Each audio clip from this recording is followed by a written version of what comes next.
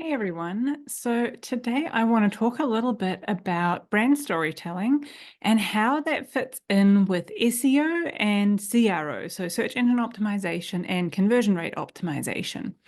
Because people often think that brand storytelling is a mythical thing that somehow is separate from the laws of marketing principles like search engine optimization and conversion rate optimization.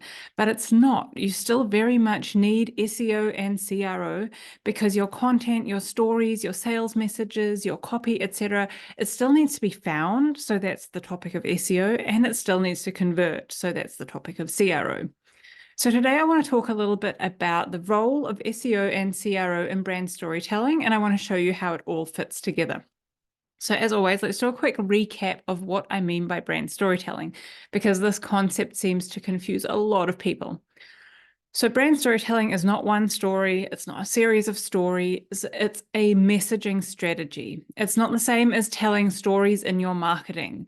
So that's a really common point of confusion. So I just want to clear that stuff off first. You might tell some actual stories as part of your marketing, but brand storytelling as a messaging strategy goes much deeper than that. It basically means deconstructing your customer's hero's journey so that you can understand what their internal narratives are in that hero's journey. So, what does their before state look like? What is their transformation that they're aiming towards? And what are the triggers that kind of get them there? So, understanding that 3-arc customer journey and understanding how your brand fits into that journey across the sales funnel. So, you want to be able to clearly relate all of your messages back to that customer journey and that internal narrative so that your customers feel like you really kind of get them, right? That you get their problem.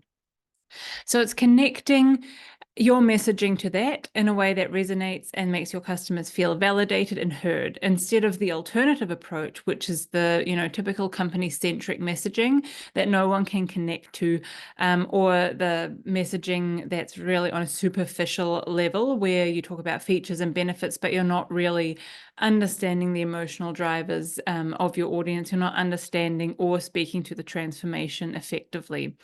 And those are really the things that sit at the heart of a brand storytelling strategy because they're at the heart of your customer's story, of your customers themselves. So that's what we need to connect our messaging with if we want to connect to our customers. Okay, that's how brand storytelling as a messaging strategy works. And the way you bring those messages to life is through your content, your copy, your stories, your sales messages, etc.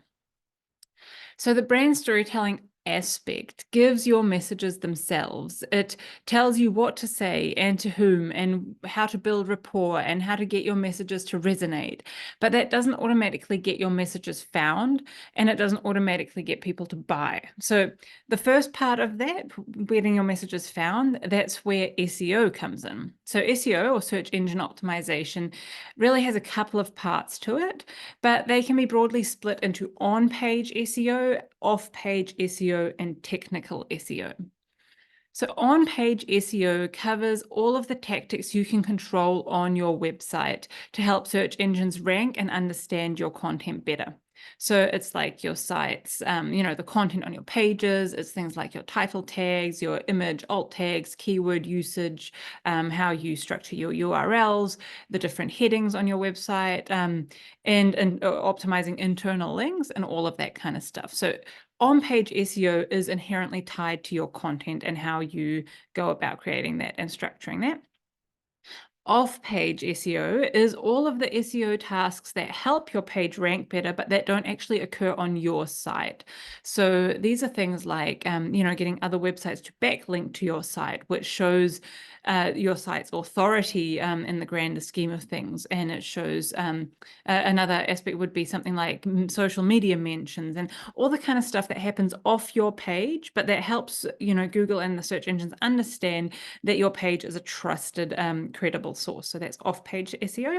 And then there's technical SEO. So that refers to activities that directly impact how search engines index and crawl your site, like, site speed optimization, how you structure the data, and that kind of stuff. So that's really the realm of your web design company, or, that's kind of It happens in the back end by technical SEO teams. But when it comes to your messaging, your storytelling, your content, your copy, that's where we're looking at on-page SEO. So we want to understand how you can optimize your content and your copy for on-page SEO.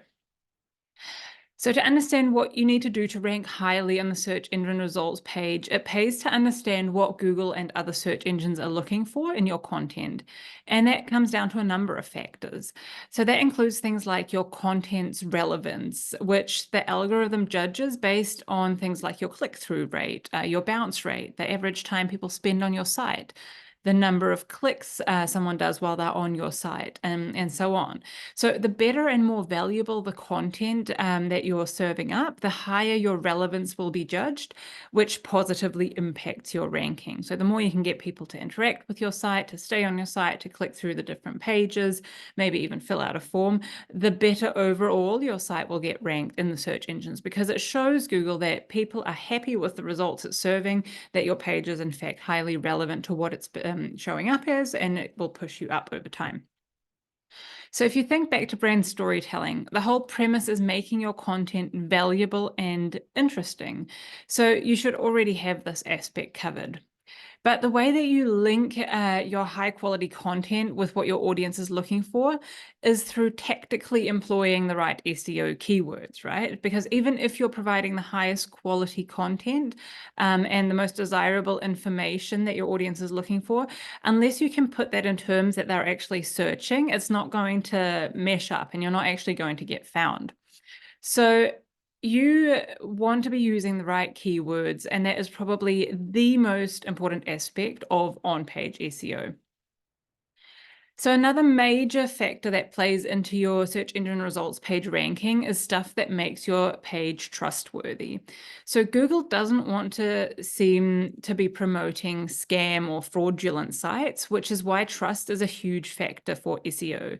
I mean, basically Google wins if it's doing the best possible job for their users, which is giving them the best and the most trustworthy sites, right? So your site needs to be very trustworthy for Google to reward that with ranking. And there are several ways that Google judges how trustworthy you are, and some of them you can impact while others need to be earned. So some of that earned stuff is what we spoke about earlier with like the backlinks and the social mentions. So that kind of stuff builds over time. And if you have a brand new site, you won't be able to compete with a site that has been building that for, many, many years. But other elements of trust you actually can control. So that includes things like having an SSL certificate. That's like a really kind of basic thing that you can do, but also on-page stuff like proper internal linking your sources, providing your company contact details on the footer of every page, including a real address and phone number, linking to policy pages, terms and conditions, and providing what Google terms as satisfying amount of high quality content. In other words, more and better high quality content than the competition. So if you take all of that stuff together, it can basically be summarized as what the Google Quality Rater Guidelines call EAT, EAT, so expertise, authority, and trust. And whoever does the best job of expertise, authority, and trust for the specific keywords and phrases that audiences are searching for, they come out on top of the search engine results page. So if you do brand storytelling right, it helps you create somewhat of a positive feedback loop when it comes to building EAT, expertise, authority, and trust. Because when you know exactly what your audience needs and how to meet them where they're at with your content, then they enjoy your content more, which in turn leads to more engagement, more time on your site, more clicks, etc. And all of that leads to better rankings, because remember, Google judges how trustworthy you are, and how good of a match your site is based on the time of the amount of time people spend there, based on the click-through rate, and so on. So you're essentially creating a better user experience, which builds trust more quickly. And once you've got trust in the bag, your recommendations are better received by your audience, audience, which drastically improves your conversion rate, which in turn again improves your perceived relevance and page quality. So, you know, when you combine SEO and brand storytelling and CRO principles correctly, you've got yourself a website that really runs like a well-oiled machine and kind of a virtuous cycle. So you still need to build the bridge between your audience's searches and your brand storytelling content, though. So let's take a closer look at keywords and how to select and employ them effectively, because this is the part that trips a lot of people up, right? So we know about keyword research tools, we know about finding keywords with high volumes, but what really are the best keywords you should be using? And why do we need to do keyword research? So keyword research, using these tools, and there are more and more tools coming out all the time, and they're getting ever more sophisticated now with like some AI components and so on. But essentially what we want to do is we want to find out how many people are searching for a particular phrase every month. So we want to see what trends are for that phrase so that we can position the content on your website in line with what people are actually looking for. So it doesn't really matter which keyword research tool you use. I have found in the past that most free tools are pretty crap, whereas most paid tools can be, you know, very good. There are, as I said, new AI-powered tools coming into the mix as well now, which, you know, changes the game again. But what we really want to do is focus on these core metrics, like the search volume. So you know, essentially you want to start by generating a master keyword list. So that means brainstorming everything that's relevant to your product or service, and understanding what your audience is looking for. So that comes back to the questions they have or the problem they're trying to solve. And you should already know what those things are, since they're integral to the brand storytelling and messaging strategy. So if you've gone through that brand storytelling and messaging exercise where you've really tried to understand these things, then you should know what kind of questions and problems are at the heart of your audience's search queries throughout that customer journey. So you just want to brainstorm all of these things, and then you can start inputting them into one of these tools and just seeing what comes back as monthly search volume. So, you know, if you provide 3D building data, for example, then, you know, and you know that people are looking for your 3D building data because they want to, you know, create 3D visualizations for a construction project to create a walkthrough or something like that. Then, you know, you could look at for seed keywords, something like 3D building data for construction or something like that. Yeah, so you just start with the most basic term that you think people might be looking for, and you see where the tool takes you from there, because what it does is it gives you not only the volumes for your search term, but also gives you related terms, some of which might be far better, some of which might have far higher search volumes, but you wouldn't know unless the tool tells you, right? So you start with your seed and you widen out from there, and you look, okay, what are the monthly searches on this term? Oh, but over here, look, there's a similar term that has much higher monthly searches. Perhaps I should be, you know, kind of pivoting my content towards this term. If it's, you know, from a positioning perspective, if it's same, then why not use the higher kind of higher relevance keyword, right? So all of these terms, you just want to put them through and you want to see where the highest volumes lie, but they will also give you another score, which is like the keyword difficulty. So they will essentially show you how hard it is to rank for a keyword or key phrase. And if you're going for something really general, like if you want to rank really highly for just 3D building data, there's basically no chance of getting onto the first page of Google, because there's going to be a ton of really high authority sites, like sites, you know, like Wikipedia and stuff that you cannot outrank, no matter how good you are, no matter how hard you try, because they just have such an insane amount of authority that you're never going to get above that. So that's why search volume itself is not everything. It's not the be all and end all. It's getting the right balance between search volume and keyword difficulty. So you want something where it is possible to rank, but that is specific enough to your audience, really. So stay away from the really general stuff, make it nice and specific to your specific audience, and always look at who's currently ranking for this keyword. So all of these tools like KW Finder, SEMrush, and all of them, they will give you a list of the top 10 rankings for whatever phrase. So so if you say 3D building data for construction, then they will tell you, okay, this has 230 searches a month, and these are the top 10 sites currently ranking for this term. And then if you go and you look at those sites and you click into them and you can see, well, actually, I can do a much better job than these guys are doing, then you've got a really good shot. But if it's, if it's like Wikipedia, Esri, OpenStreetMaps, whatever, like you're not going to get above those 3 sites, but you might get above some competitors who are, kind of aiming at a similar market than as you are, with a similar kind of expertise, authority, and trust rating of the site. And if you can't find a term, like if your preferred terms are basically already taken by very high authority sites, then get more creative and look deeper, look for synonyms, look for longer phrase keywords, and make sure that you're optimizing every page of your site for slight variations of that theme, so that you've got a broad kind of base to rely on, rather than trying to optimize every single page for the same keyword. So once you've done all of that, you can pick a focus keyword and some secondary keywords for every page on your website. And as I said, make every page slightly different and give every page a main keyword and some secondary keywords. And then what you want to do is you want to include that main keyword in all the relevant positions on the page. So that's like in the top headline, in the H1 headline, in the first paragraph, in some of the subsequent paragraphs, perhaps in an image caption, like as much as you can, but while still sounding natural, include that keyword in those core positions.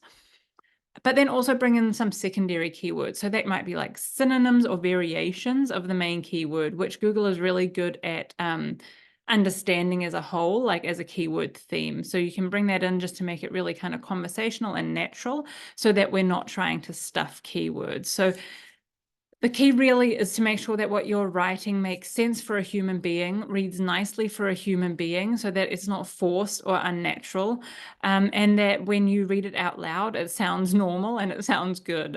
So you don't want to worry about achieving a certain keyword density or including it a magical number of times. It's really just about integrating it naturally into your content as you would, making that content as helpful as possible, and aligning the keywords with the key messages that you've already identified as being relevant to your audience and that is relevant to what people are looking for. So now that we've covered off that first part of finding the right terms and phrases to build your bridge between your content and the stuff people are looking for, the second part is really your core messages and arguments. So your brand storytelling strategy, which you will have already created. So you've got the keywords, you've got the key messages, and then that third part is the CRO part we spoke about at the beginning, like the conversion rate optimization. So we've got the message. That's where you start the brand storytelling. So this is the message. Okay, now how do I get the message found? That's SEO. And then how do I get the message to convert? That's CRO, right? So we start in the middle. Then we go on either side. So we've discussed all of the SEO components. So let's look at CRO. So let's do a quick recap about conversion, what your conversion rate actually is. So bear with me if this is obvious, but I feel like a lot of folks completely disregard CRO and they simply throw more money at getting more traffic to their site with, paid per-click ads, social media content, paying for ongoing SEO efforts or whatnot, without really bothering to understand or optimize their site for conversion. So your conversion rate is basically the percentage of people who visit your site, so your traffic, who then take the action that you want them to take. So this might be a direct sale, like buying something straight off your website, if that's kind of how you've got yourself set up, or it could be getting them to take the next step in your funnel. So that might be sending an inquiry form so that your sales team can pick up and take over the next step. And to put that into perspective, a good conversion rate is around 3%. So around 3% of people who land on your site taking your desired action, that is really, really good. Most sites achieve way below that. So all of that glorious traffic that you're, earning or paying for, in most cases, at least 97% will visit your site, hang out for a second or two. That's usually all that you've got, and then bounce straight back out. So they never return again.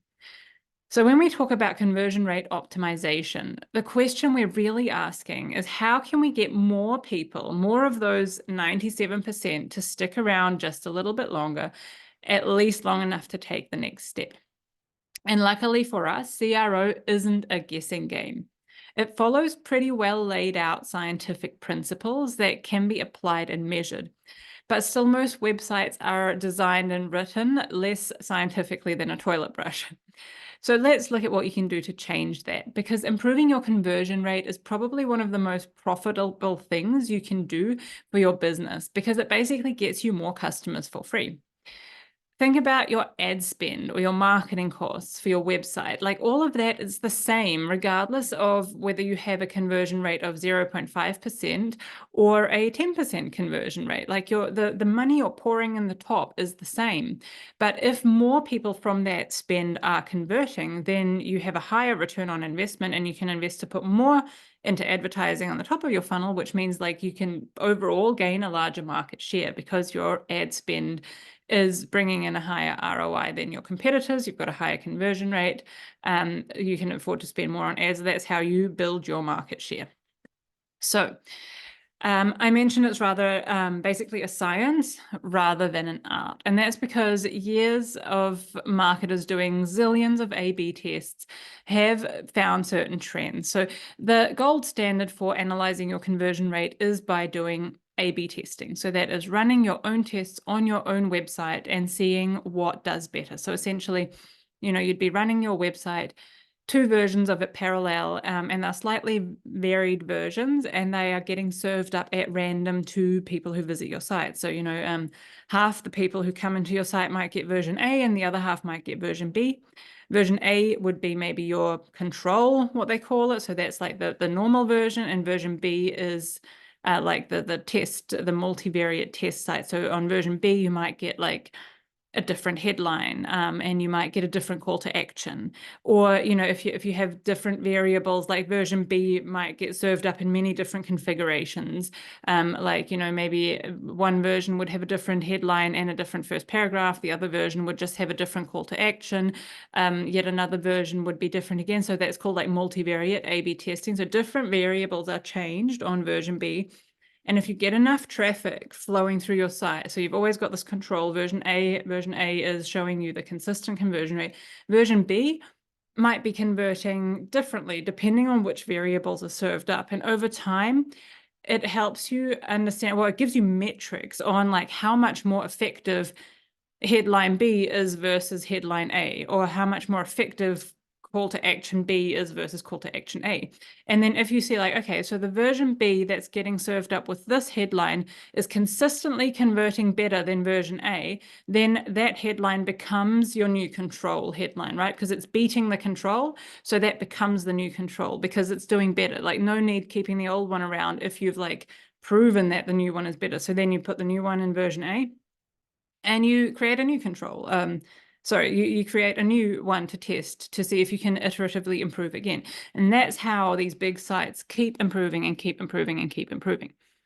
The crux of that is that you need a shitload of traffic to make it work, because if you're only getting like a couple of hundred visits a month, then it's probably going to take you decades to get any meaningful data out of this version B testing. So what people have done and found with very high traffic sites is like the principles that tend to convert better rather than like a specific headline for a version B. You can't transfer someone's insights about a specific headline to your own case, but you can absolutely learn from the principles. So the principles that have been found to convert much better than your average kind of site is, basically 6 categories. So it's, category 1 is understanding the needs of your user. So websites that have a really in-depth understanding of the needs of their users, they convert better than websites who are kind of very company-centric or just don't really understand the flow of the customer. Second principle is using the right language. So this point has a couple of facets to cover, because on the one hand, we're talking about using language that supports conversion copywriting principles. And on the other hand, we're talking about using language that builds brand awareness and trust and rapport by reflecting your brand's tone of voice. So from a copywriting perspective, the right language, comes down to understanding like the psychological triggers. It comes down to understanding what makes people continue reading so that they can take in more of your message. It's understanding how to structure your messages on a page and across different pages to support conversion flows. It's all of that stuff, which is, a science and an art in itself. So my advice to anyone would be to really employ a professional copywriter, because you would have to spend years studying this to get it anywhere near as good as a professional. So that conversion aspect, conversion copywriting, if you can get a professional to do that, then you're already miles ahead. Now, the other facet is the tone of voice. So that's another mammoth topic that I can't really cover in a short, middle length video. But essentially, it's about having a unique brand tone that reflects your brand values and becomes a recognizable voice that your audience can relate to, which makes all the difference between brands that all sound the same. So I've done a few LinkedIn posts on this, which you might have seen, but it's about like, I analyzed 100 geospatial websites, and they all sounded pretty much the same. So, you go in and it's always like, we have solutions for blah, blah, blah, blah, blah, blah, blah. Our groundbreaking geospatial solutions, blah, blah, blah, blah, blah. And so after visiting like 10 of these sites, they're all kind of blurred into like this big oneness, like the sameness. There's no distinction. There's no brand voice. There's nothing that stands out, So, whereas if you think about like the email marketing space, like everyone remembers MailChimp, right? So if you look at ActiveCampaign, ConvertKit, MailChimp, all of that, like the voice of MailChimp, it just stands out, right? It's unique, and it's very loved by a lot of people. So that's the kind of thing that we talk about when we talk about voice, like creating that uniqueness, that unique voice. So that's point 2, using the right language. Point 3, so the third principle of high converting websites is usability. So many websites are just awful to use. They are not very intuitive to navigate. There's no clear customer paths. They're too complex. There's no calls to action. I've had some that send you like circularly around in a circle when you're looking for something and you're not actually getting anywhere, like incredibly hard to use. There's missing information, unintuitive navigation, and unclear marketing fluff. So all of that kind of business, you want to be really trimming from your site. You want to make it nice and clear, nice and usable. Run usability tests, like give other people your website link and ask them to achieve a certain goal, and ask them what the hiccups were along the way. Like, hey, can you go on my website and fill out the inquiry form or something like something that's simple, or like, read through my services, decide what would be best if you're a, engineering project manager, and then inquire about that service and see what they say. So they're like, well, I wasn't sure which part was for the engineering project manager, like, what's right for me, blah, blah, blah, so you'll get a lot of insight from that.